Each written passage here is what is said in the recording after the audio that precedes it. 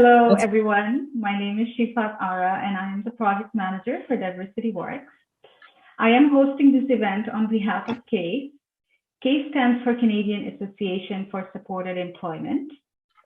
For those of you not familiar with us, CASE is a national network focused on supporting our member organizations to increase employment inclusion for Canadian citizens who experience a disability. CASE is highly committed to exploring and understanding the experience of Canadian job seekers who hold multiple identities, such as BIPOC communities, Black, Indigenous, people of color who experience a disability. We on increasing our collective understanding of this community's experience with supported employment in today's webinar. We have additional services to help you participate in this webinar today. Our sign language interpreters, Vanessa and Amina, will appear in a video window as part of the speaker panel. Thank you for your support today, Vanessa and Amina. Closed captioning will be available on your control panel. Please click the closed captioning button and select subtitle to turn on this feature. Just a reminder that this webinar will also be recorded. We request you to keep your cameras turned off and microphones muted. If you have a question, please click on the chat box at the bottom of your screen and type it there. We have set aside time to address many of your questions later in the webinar. However, feel free to add them at any point during the presentation. Today, led by Winnie Grant, Winnie has spent the last 30 years exploring the impact of racial trauma and the intersectionality of various forms of oppression in one's private and professional life. She employs an ethnocentric theoretical perspective and a critical race analysis in her work. With that brief introduction, I will now hand over to Winnie. Thank you, Shafat, and thank you for the opportunity to be part of this work that Diversity Works is doing. I'd like to start with a land acknowledgement. And as we come together today, we do so acknowledging that we are privileged to be on the traditional land of Turtle Island in North America. I am presenting from my home, which is in Mi'kma'ki in Nova Scotia, which is the unceded and ancestral home of the Mi'kmaq people. As community members, we are guided by the spirit of welcome and connection to this land and its people. Also, I walk and practice in the spirit of my African Nova Scotian ancestors who have come before me and honored their legacy of brilliance and resilience, firmly rooted in over 400 years of historic and soulful presence.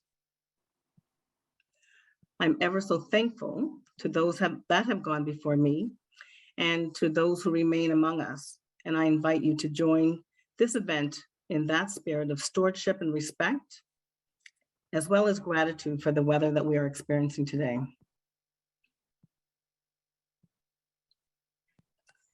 So the title of this webinar is The Why Behind the How, broadening the discussion around diversity and becoming liberated. And so it's important to note that this is a two-part webinar and hope that you'll be able to join us for the second part, although I did hear that it was full. I always like to explain the title of workshops that I present. And in this particular case, I have decided to respond to all of the questions that I often get in the work that I do in the how. How do I do this? How do I help families? How do I help and work with diverse populations? And so what I've decided to do is to, and what I generally do when I'm speaking with folks and when they're asking the how, I ask them, why are you doing the work that you're doing? And in many roles, you know, I tell people that they are the tool. So not looking for a checklist, not looking for a different tool other than themselves to be able to do the work that they're seeking to do. And so there's an African proverb that says that I can teach you how to fish or I can give you the fish. And if I give you the fish, then you'll be able to eat for the day. If I teach you how to fish, then you'll be able to feed yourself. So not only take that lesson, but you can share it with other people. So I encourage you today to travel with me along this presentation as we critically reflect and challenge ourselves in a different way of thinking. So there is an agenda, and again, I want to welcome folks and introduce myself. I am an African Nova Scotian woman residing in Nova Scotia. I have many identities, and we'll sort of talk about identities later, but part of the identity that I have is that I am a mother, a grandmother, as well as a professor.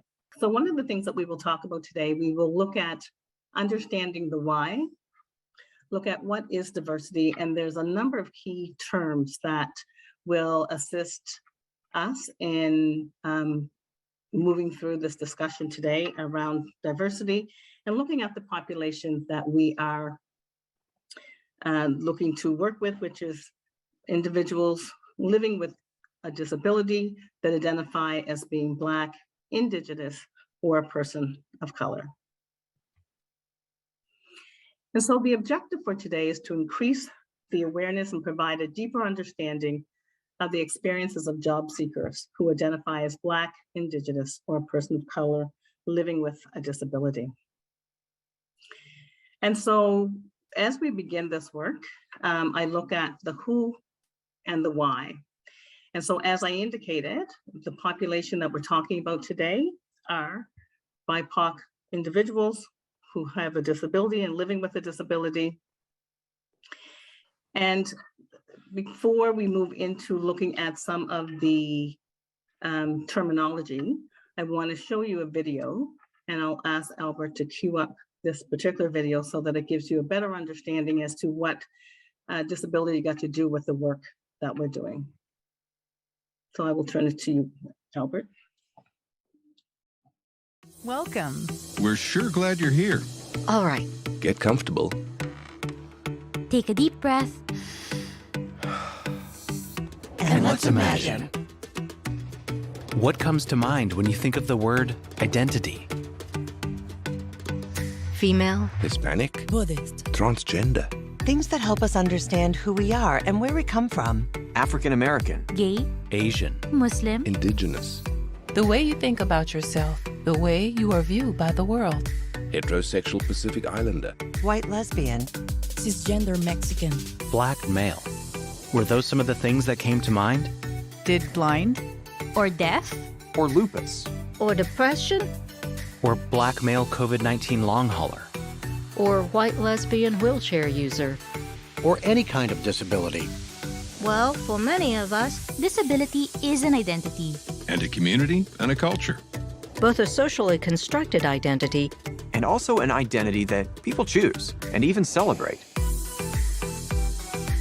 You see, disability is a natural part of the human experience. Not a problem to fix. or an issue you can choose not to focus on. So, why is it important to see it this way? Well, 15% of the world's population is living with a disability or disabilities. And each of those people have parents, or siblings, or children. Disability can and does affect all of us. It cuts across age, race, gender, and ethnicity. It's something you can be born with or acquire at any point in your life. And because disability itself is hugely diverse, there are infinite ways in which we live and experience the world. We often talk about the importance of bringing your whole self to the table. But what happens when part of who we are is less welcome? When we value people without disabilities over people with disabilities. This is called ableism. Ingrained attitudes continue to degrade and stigmatize people with disabilities. While it's common to use language like insane, or lame, or dumb, these terms label people with disabilities as deficient and inferior and undermine our collective work toward justice. Now, On top of understanding the effects of ableism, there's something else it's important to know. Although disability can affect all of us, it does not affect all of us equally. Inequity is exacerbated for disabled people who are members of other minority groups. When you take racism, add a slice of ableism, and then some patriarchy on top, well, then you are crushed by our systems. So, if you were a person of color, a woman, incarcerated, living in poverty, or in more than one of those groups, you are much more likely to have a disability. And people of color with disabilities are the most likely to live in poverty and be unemployed. But there is good news. Everything that's wrong with our society was a set of choices. And the beautiful thing is that together we can make different choices. So together, let's take another deep breath. And imagine.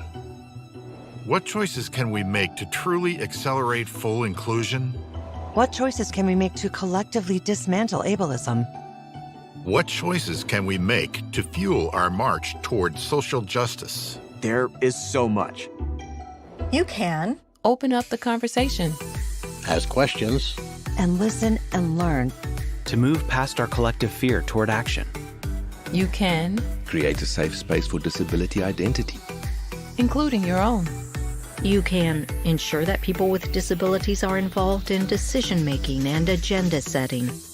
You can center the priorities of disabled people in your advocacy. And commit both time and budget to making all your organization's activities accessible and inclusive. You will make mistakes. And it's okay. But don't let fear hold you back. Together, we can celebrate how our differences make us stronger. Unite us, in fact. Together, we can talk about what each of us contributes and honor our interdependence.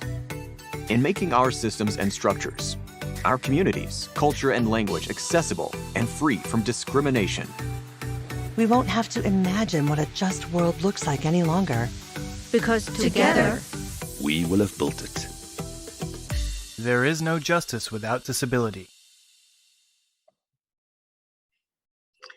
And so the importance of showing that video is that when I identified myself, I did not identify myself as a person with a diagnosed disability.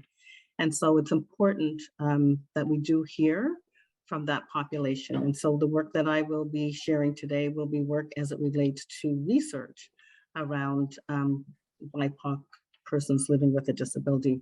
And I think it's important to share that.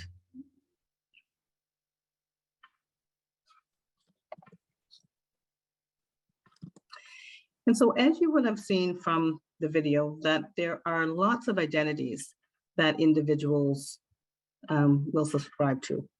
And so when we talk about identities, it's those identities that form who we are. And we are not just singular in terms of our identities. So, you know, earlier I identified myself as a person of African ancestry. I've identified myself as a mother. I'm not sure, but I'm a grandmother. I'm a professional, I'm a teacher. And so when we talk about diversity, we're talking about all of the variety of identities that an individual will subscribe to. And so again, thinking about diversity, diversity is about bringing people together across differences. It is not about making everyone the same. And when each of us can feel and reach our full potential, that's when diversity is working.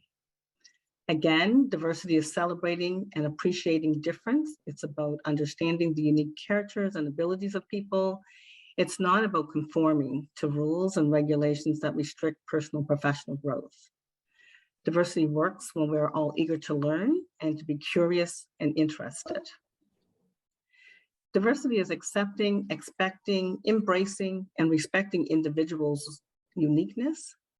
Diversity is not bad for business, and diversity works when a safe space is created and honesty is the starting point for all conversations. Diversity is promoting talent and not recoiling from stereotypes. Diversity is not about quotas, and diversity works when people talk and are open their minds to the great possibilities.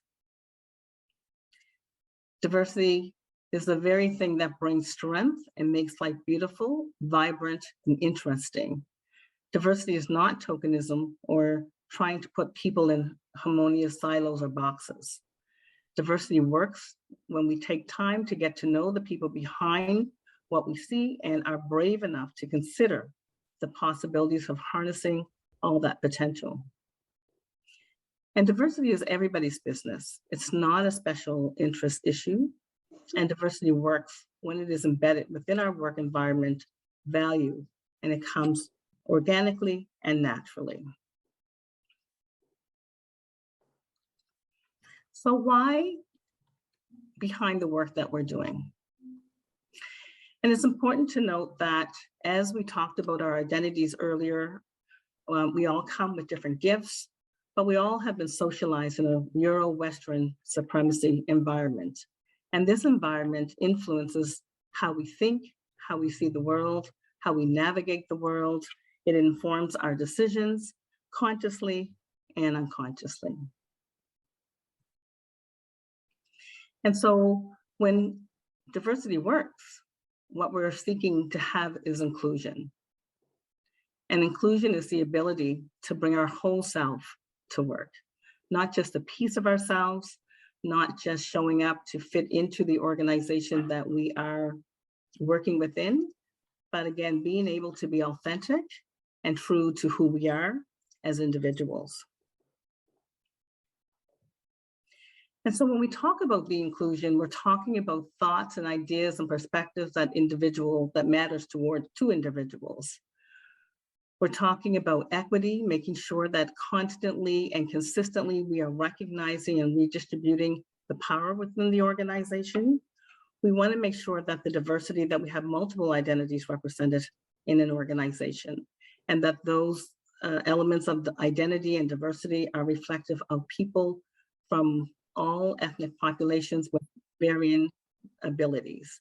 And so what we are striving for is a sense of belonging, so that an organization that engages its full potential of the individual, where innovation thrives and views, beliefs, and values are integrated into the work.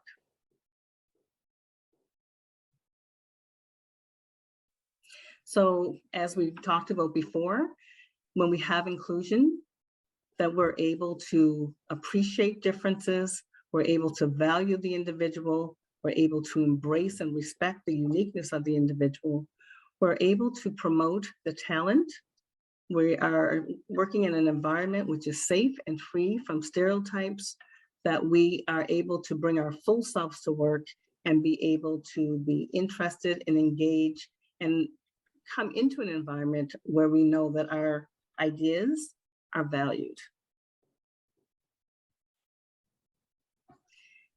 And so part of that Eurocentric ideology talks about systemic social barriers. And it's important that we understand those barriers in terms of how they not only inform our thought process, but how it impacts our practice. And so some of the terminology that I want to share with us today are what's listed on the bottom. So prejudice. And prejudice is a preconceived thought that we have about individuals based on what we see. So it could be based on their disability. It could be based on their ethnicity. It could be based on whether or not they wear glasses, whether they don't wear glasses. And so again, it's a preconceived thought that we all are subjected to, right? That we are always, as a way of navigating our world, that we're sometimes unconsciously, and most times unconsciously, prejudging others. Discrimination is acting on those preconceived thoughts. And so when we discriminate, we are putting into action the thought process or the preconceived thoughts that we have about the individual that we may be thinking about, or the group of people that we may be thinking about. And so everyone is prejudiced and carries prejudicial thoughts, and everyone can enact forms of discrimination. The next is stereotype. And stereotyping is subscribing a characteristic to a particular group of people. And as we talk about individuals who have a visible disability, we may subscribe a stereotype that they're not competent, that they need pity, that they're not able to do the work as well as an able person. And so we need to be mindful that those stereotypes have an impact on the development and the well-being of the individual. The next term is racism.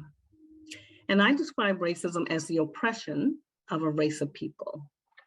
And when we talk about the oppression, we're talking about prejudice, we're talking about discrimination, we're talking about elements of power, and we're talking about economic power and how it systemically works together to oppress a particular race of people. And so when we talk about racism, we talk about who can be racist.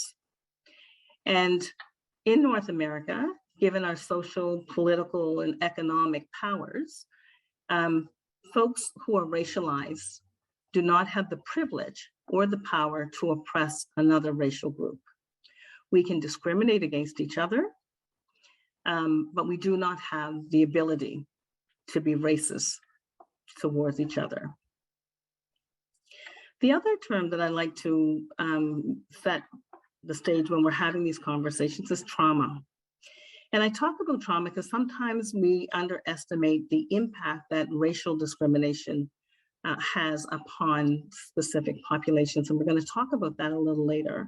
But when I talk about trauma, I'm talking about the unexpected experience that happens to an individual that they have no control.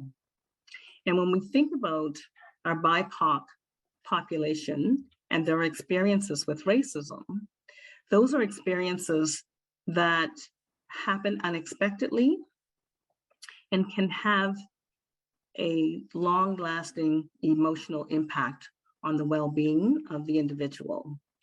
And so thinking about one incident of trauma and how damaging that can be, but thinking about how racism can be an everyday encounter, whether or not it is witnessed or is actually the individual is subjected to the actual act of racism, it can have a complex experience in terms of that trauma, experiencing complex levels of trauma. And so when we talk about racism, and because we know that we live in a racist society, that oftentimes what happens is that we normalize that experience. And we as people of color do not take good enough care of ourselves to be able to process those experiences. And so I wanted to share this chart with you. This is work that happened from my master's thesis. And my master's thesis was entitled The Evolution of African Consciousness, the Impact that Racism Has on Identity Formation. And so we went over the terms of stereotypes. And so some of the stereotypes that are subscribed to persons of African ancestry is that we're angry, we're violent, absent fathers, that we're poor, that we're drug dealers, that we're uneducated, that we have lots of children, that we're single mothers, that we're loud. And those are just some of the stereotypes. And that is how society depicts people of African ancestry in many, many institutions and how they're treated in those institutions. So for example, the green circular part are the institutions where racism can exist. And so it's in housing, in our education system, in employment, in social clubs, in our health system, in restaurants, in financial institutions, in transportation, in courts, through various mediums and entertainment. And so these are just many of the places where an individual of African ancestry can have an encounter with racism. And so the arrows that are there really speak to what is the impact that it would have on the individual. And so you'll see in the red circle, that those are some of the psychological impacts that it can have on an individual from an early age, from a child, even a toddler, into adulthood. And so some of those psychological responses is that it could be the person is second guessing themselves, that they're anxious, that they become depressed, they're overwhelmed with the experience, that they isolate themselves, that they feel drained and desensitized, that they have a sense of hopelessness, that they feel devalued, that they're embarrassed, that they try to conform to the dominant culture, that they internalize their experiences. And those are just some. And I think it's important to note as well that in that red circle, we as individuals, from an emotional standpoint, can experience any one of those psychological responses. So we can be anxious. You know, if we go to a new job, we're starting a new job, we can have some anxious energy as a result of the newness of it. We might feel sad because of an incident that happened in our life. We might even have self-doubt if our confidence is low based on something that we're working towards. But what's really important here to note is that this layer is a layer that happens as a result of race. And so in addition to my everyday anxiousness that I might have, I also have to think about experiences of racism that I either experience myself or that maybe my children or my partner experience. And again, that transference from that experience of racism and how it also will trigger the trauma that I have already either began to process or have processed, but it's a reminder that the fear that oftentimes people of African ancestry and people of color, indigenous peoples, experience as a result of racism.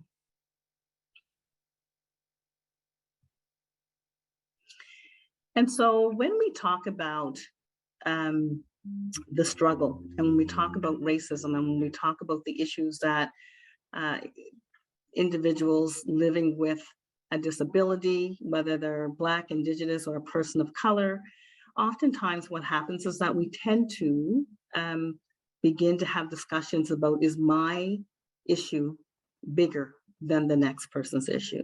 So as a Black person, is my race more of an issue than my disability?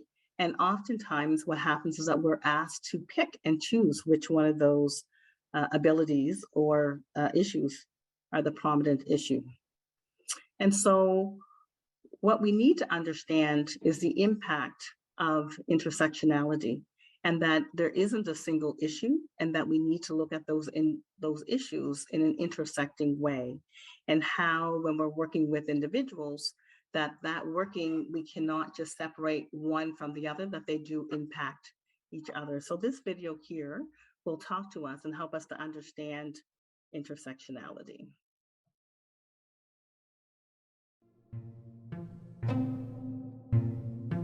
What is intersectionality? Intersectionality is a way of understanding social relations by examining intersecting forms of discrimination. This means acknowledging that social systems are complicated and that many forms of oppression, like racism, sexism, and ageism, might be present and active at the same time in a person's life. Everyday approaches to building equality tend to focus on one type of discrimination, for instance, sexism, and then work to address only that specific concern. But while the career of a young, white and able-bodied woman might improve with gender equality protections, an older, Black, disabled lesbian may continue to be hampered by racism, ageism, ableism and homophobia in the workplace. Intersectionality is about understanding and addressing all potential roadblocks to an individual or group's well-being. But it's not as simple as just adding up oppressions and addressing each one individually. Racism, sexism, and ableism exist on their own, but when combined, they compound and transform the experience of oppression. Intersectionality acknowledges that unique oppressions exist, but is also dedicated to understanding how they change in combination. The roots of intersectionality lie within the Black feminist movement, with legal scholar Kimberly Crenshaw originating the term. Crenshaw felt that anti-racist and feminist movements were both overlooking the unique challenges faced by Black women. She stated that legislation about race is framed to protect Black men, and legislation about sexism is understood to protect white women. So simply combining racism and sexism together does not therefore protect Black women. Intersectional theory is now applied across a range of social divisions and also to understandings of domination, such as those associated with whiteness, masculinity, and heterosexuality. Intersectionality is not only about multiple identities, and it's not a simple answer to solving problems around equality and diversity. It is, however, an essential framework as we truly engage with issues around privilege and power and work to bring them into the open. Intersectionality means listening to others, examining our own privileges, and asking questions about who may be excluded or adversely affected by our work. As importantly, it means taking measurable action to invite, include, and centre the voices and work of marginalised individuals.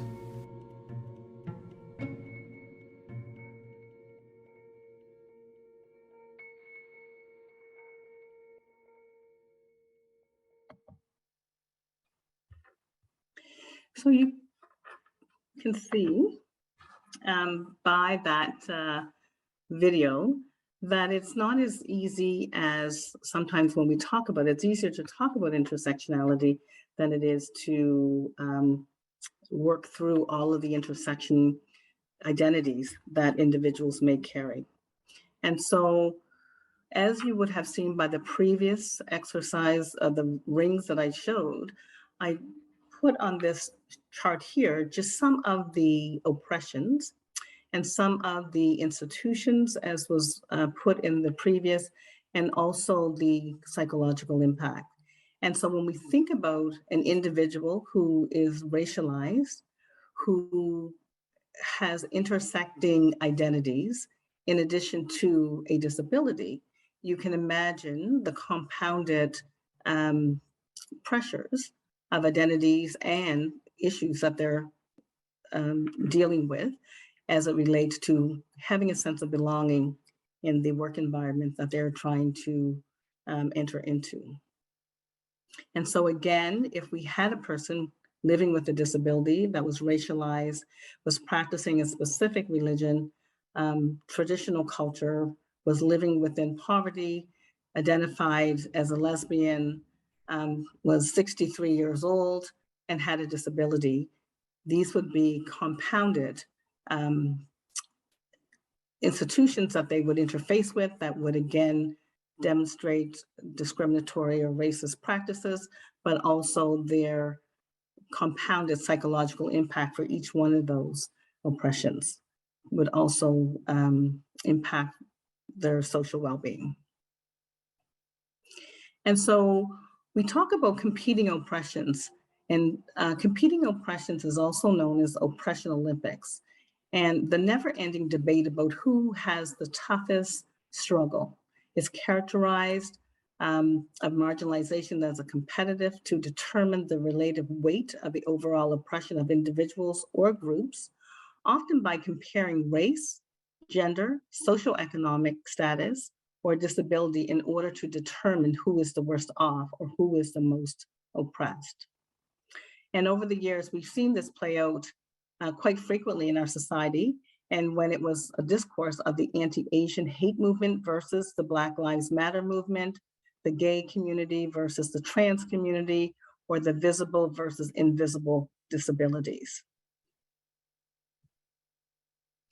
And so how do some folks cope? What are some of the protective factors that individuals might use in order to fit in or to conform or to protect themselves from the emotional harm that they may experience as a result of bringing their full self to work? And so again, they may change the way that they speak. So they may hide their accent or work really hard to get rid of their accent. They may not wear traditional or cultural attire. For example, a Muslim woman may not wear a hijab. They may overcompensate to hide their visible disability. They may not wear their hair in a certain hairstyle. They may change their name or where they reside when they're filling out applications. They may feel that it's their fault that they're not getting employment, that they have to work harder in order to be successful, or they may decide just to conform to Western ideals. And so we call this code switching or wearing a mask, so that the individual is almost like a chameleon when they're in the work environment because they want to fit in. They realize the importance of socializing in the work environment so that they can have those promotions that they're witnessing other folks receiving. And so we have another video, and this video is a young Black woman who talks about her experience and shares with us about her disability and how she wants to be seen as an individual.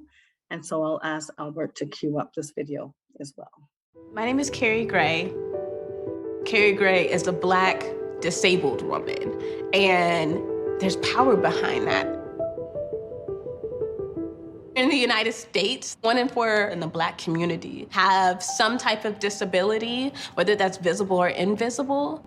Historically speaking, organizations and institutions have shown us that they want to identify with one thing and build power around that, build influence and access. And I get it, right? So this idea that you have disability rights, you have women's rights, you have LGBTQ rights, and those kind of different pockets are really building a strong narrative. But the thing that I find to be harmful is when we're not building in coalition. Because the reality is that you have people like myself who are Black, disabled, and women, and so many other things. And when you live at the intersections of all 3 of those, then you can't split your political and social dynamics between these different groups. It doesn't produce real results of freedom, and it doesn't produce real results of access to employment and other opportunities that you're looking for. I'll give one example on this. So the Black Lives Matter movement. When it was created in conjunction mostly with a lot of young folks. What was unique about this particular movement was the intersectional philosophy that was built upon. The folks getting up and saying, we are not just fighting for one narrative, but we are specifically fighting for folks who are on the margins. We are fighting for Black folks who are also LGBTQ, who are women, who are femme, who are trans, who are disabled. They named it. They saw like their people across the country and said, I'm fighting for all of you. Not just some of you, not just the ones that have traditionally gained power and access. And that gives me a lot of hope because no one wants to be left behind.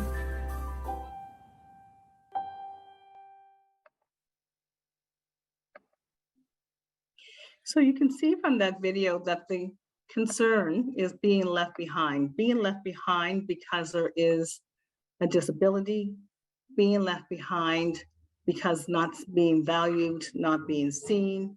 And so when we think about the why behind this work, the important thing is to look at how do we show up and support individuals. And so as I've mentioned that this is a 2-part webinar, part 2 will be next week, and part 2 will talk about understanding the how, which we will put in front of the why.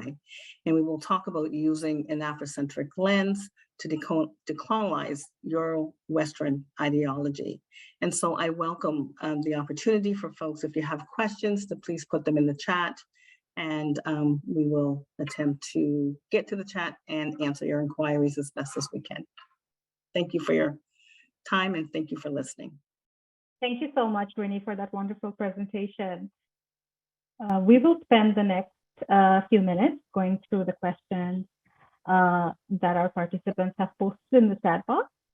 And in the interest of time, we will take some of the questions and Please accept our apologies if we're not able to answer yours. We already have a question from one of the participants, Katie, wondering who can be racist? Who do you think can compete and or perpetuate these ideas associated with Oppression Olympics?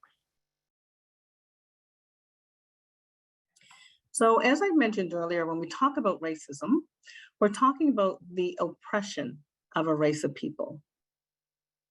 So we're talking about having the ability to oppress, having the ability to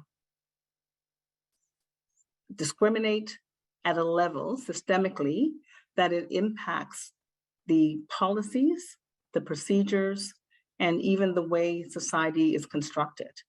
So when we think about privilege, we're talking about the ability to navigate the system that looks like the dominant culture. And the fact that we're having this conversation around BIPOC persons living with disability, it's because diversity oftentimes is used as a buzzword. And when we use it as a buzzword, are we taking into consideration all of the needs of individuals living with a disability and the willingness to accommodate those disabilities? And so we oftentimes will want to have a diverse environment, but are we doing what we need to do to retain those individuals and to support them so that they feel part of the organization and that they feel a sense of belonging in that organization, that they feel valued in that organization, and that they can come bringing their whole selves. So when we talk about racism, we're talking about the dominant culture and not racialized. So when we think about the luxuries of being able to go to a store to get flesh color Band-Aids or stockings or personal items that are identified as flesh color, what color is flesh? And so obviously, oftentimes it's not brown. It's not, when I go and look for items I can't wear what is identified as flesh color. It's also, that ability to feel part of the organization. And when we think about organizations, oftentimes there is one person with a disability or one person that's racialized. And if you're lucky, it'll be one person who is racialized with a disability. And oftentimes when we think about that whole diversity and inclusion, are we making an intentional gesture so that the person doesn't feel that they're a special issue? So I hope that answers that question. Thank you for that, Winnie. There's a second part to Katie's question, if you would like to add something as well, to who do you think can compete in or perpetuate these ideas associated with Oppression Olympics? So who do I think can compete? I'm sorry, I'm not able to hear the last part. Yes, that's right. Who do you think can compete or perpetuate these ideas associated with Oppression Olympics? Okay. So I guess my first thought would be, why do we need to compete? If society was structured in a way that they welcomed and embraced diversity, then I shouldn't have to compete with somebody who has a visible diversity or an invisible diversity. I shouldn't have to compete if I need to have a cane or a wheelchair. I shouldn't have to compete with the person who may be visually impaired to the person who is not able to hear. And so if we are truly embracing diversity, then we want to be able to understand that diversity is just that, it's diverse. And so when we talk about that perpetuation, as I mentioned earlier, that we are all, when we are socialized, we are all socialized under a Euro-Western ideology. And sometimes that competitive nature tends to want to make someone feel better than the next. And so when we say who perpetuates that, I think we all perpetuate that because we all have been socialized in a way that forces us to make it. And oftentimes BIPOC folks are always, the last oftentimes to be hired. And especially if there's a disability, there's a different layer of conventional conversations that we need to have with employers to help them to support the individuals and not, and to help them to feel welcome into the space. So thank you for that question. Thanks for answering, Winnie. We have one other question, which is, in terms of diversity, equity, and inclusion, I often hear that inclusion refers to people with disability, diversity refers to people with different races, etc. Can all marginalized identities benefit from all different principles of DEI? Absolutely, absolutely. And thank you for that, because I think sometimes we do, and I think it's part of that perpetuation, right? We want to say inclusion is specific to folks who may have a disability. Well, I can tell you, as a Black woman, over my course of my career, I have been included, so therefore I have been hired, but have I really been included?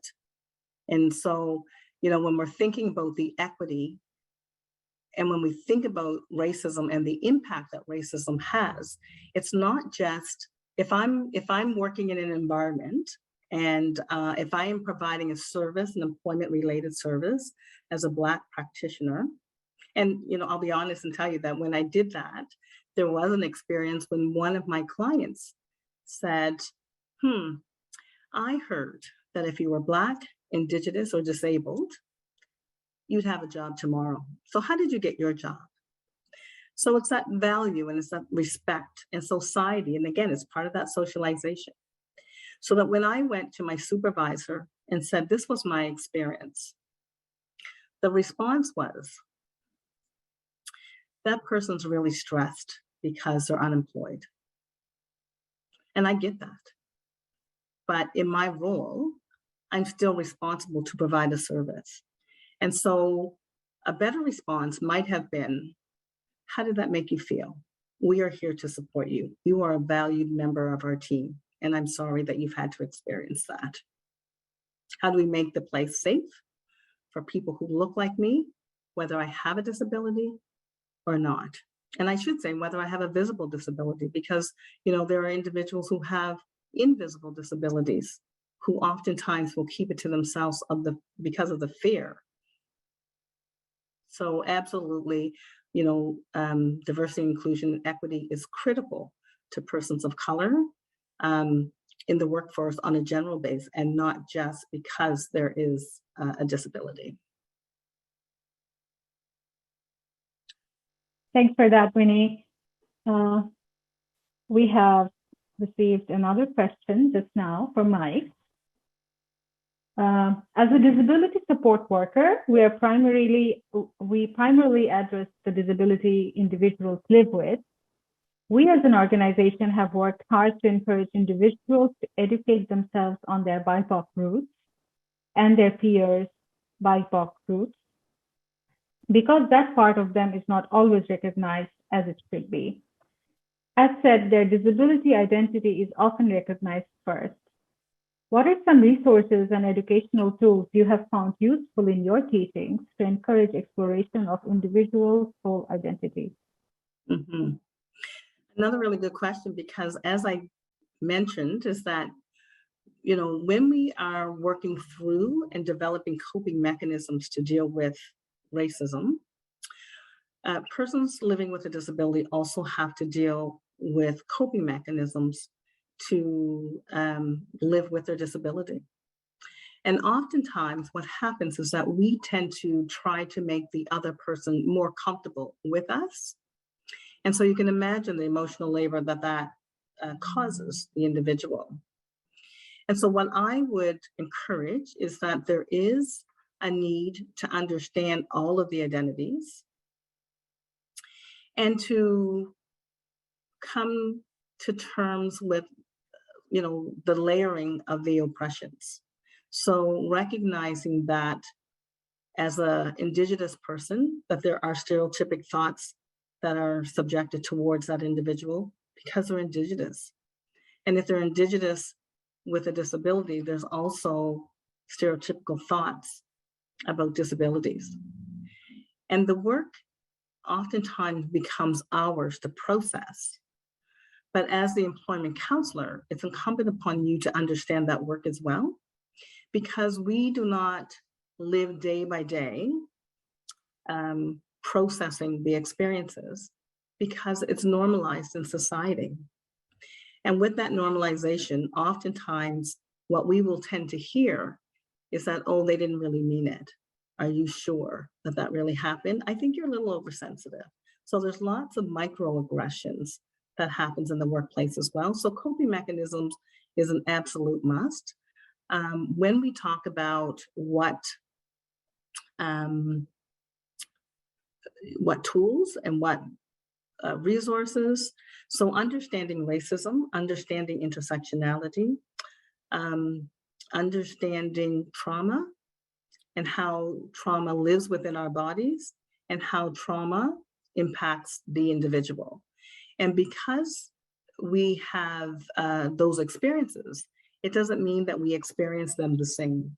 So I may have the same physical disability, be of the same ethnicity, be of the same age, but I may experience it differently.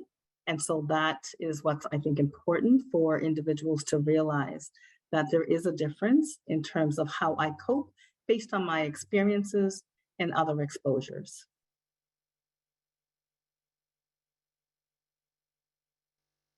Thank you so much for that, Winnie. We do not have any other questions at this time. So please join us if you're registered next week at the same day and time for the second part of the discussion, which is on analysis and action. And with that, we would like to close today's session. Thank you so much and have a great day. Thank you, and thank you for the opportunity.